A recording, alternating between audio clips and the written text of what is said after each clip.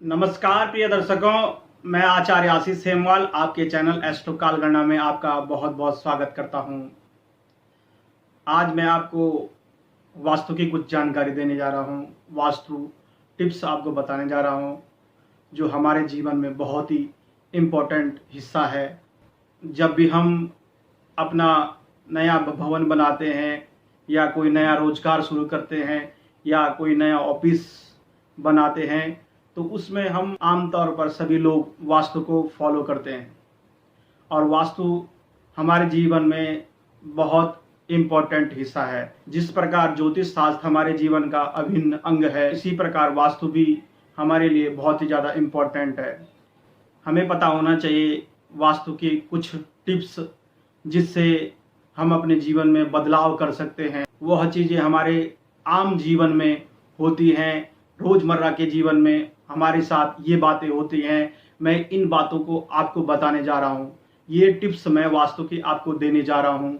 इन टिप्सों को आप नोट कर लीजिएगा और अपने जीवन में उतारिए। देखिए आपके जीवन में बदलाव आएगा। हम कमाते भी बहुत हैं लेकिन वह पैसा हमारे घर में स्थिर रूप में नहीं रह पाता या घर में रोग बहुत ज़्यादा लग जाते हैं।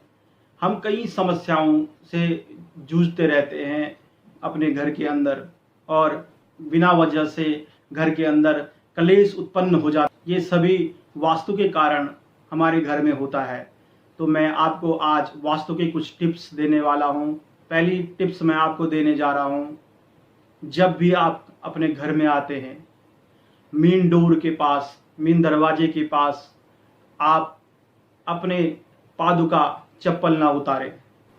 यदि आप जूते चप्पल मेन गेट के सामने उतारते हैं और वहीं छोड़ देते हैं तो ये भी आपके घर में वास्तु दोष उत्पन्न करता है। आपने उन चप्पलों को, उन जूतों को उठा करके आप नैऋत्य पश्चिम दिशा में, जहाँ भी आपने अपने जूते चप्पलों का स्थान बना रखा है, वायव्य कोण में या नैऋत्य कोण में या पश्चिम दिशा में, जहाँ भी आपने जूते चप्पल रखने का स्थान बना रखा वहाँ रख लें। आप मेन गेट के सामने जूते चप्पल कदापि न रखें। इससे आपके घर के अंदर ऊर्जा नहीं रहती है और आप घर के अंदर बीमार होते रहते हैं।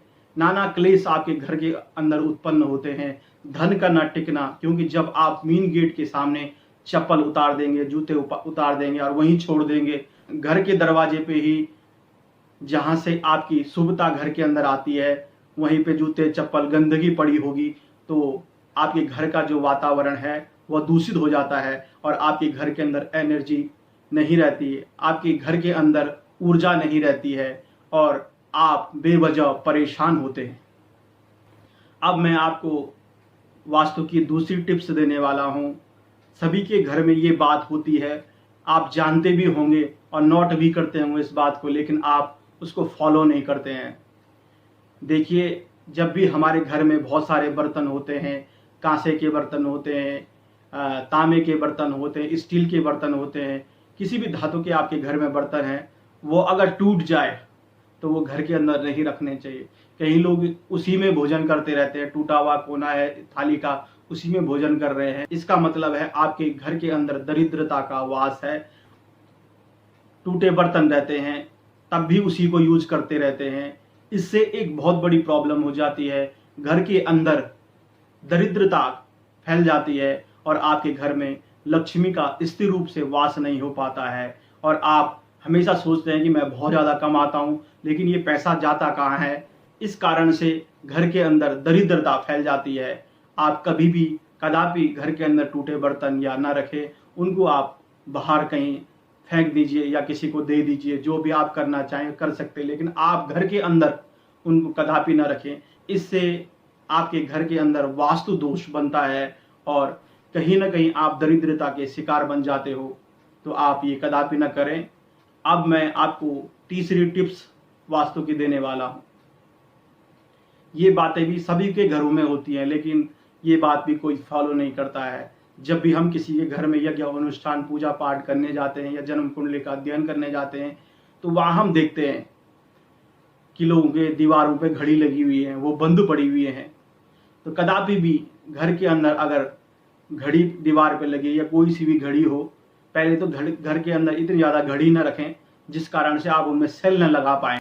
घर के अंदर आप गिनती की घड़ी रखें, जो आप याद रख सकें हमारे कहाँ कहाँ घड़ी लगा रखी है। सेल जरूर चेक करें कि वो बंद न पड़ जाए। इससे आपके घर के अंदर वास्तु दोष बन जाता है और आपका समय रुक जाता है। कहने का तात्पर्य है घर का जो ग्रोथ आपकी होनी चाहिए थी वो ग्रोथ रुक जाती है।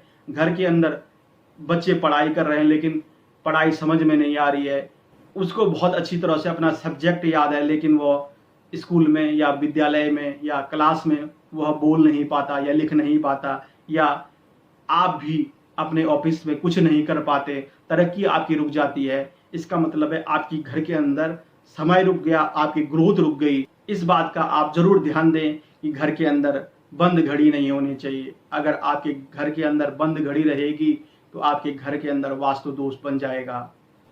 अब मैं आपको एक वास्तु टिप्स और बताने जा रहा हूँ। जब भी हम घर के अंदर भोजन करते हैं तो एक तो हम अपने शयन कक्ष यानी कि बिस्तर के ऊपर भोजन कर लेते हैं, और दूसरे में भोजन करने के बाद अपनी ही थाली में हाथ धुल लेते हैं। तो आप कदापि ऐसा न करें कि भोजन करने के बाद आप थाली में हाथ धुलें। इससे आपके घर के अंदर वास्तु दोष बन जाता है, रोग इत्यादि का वास हो जाता है और धन आपके घर में नहीं टिकता। लक्ष्मी आप पे रुष्ट हो जाती है, माँ भगवती सरस्वती रुष्ट हो जाती है, और कहीं न कहीं आपकी जो समझ है, सूझबूझ है और जो आपको आता भी होगा वो आप सब भूल जाएंगे। आप कभी भी बिस्तर में भोजन न करें और भोजन करने के बाद थाली में हाथ न धुलें। इससे आपके घर के अंदर वास्तु दोष बन जाता है। अब मैं आपको लास्ट वास्तु टिप्स दे रहा हूँ। ये बात भी ज़्यादातर के घरों में होती है।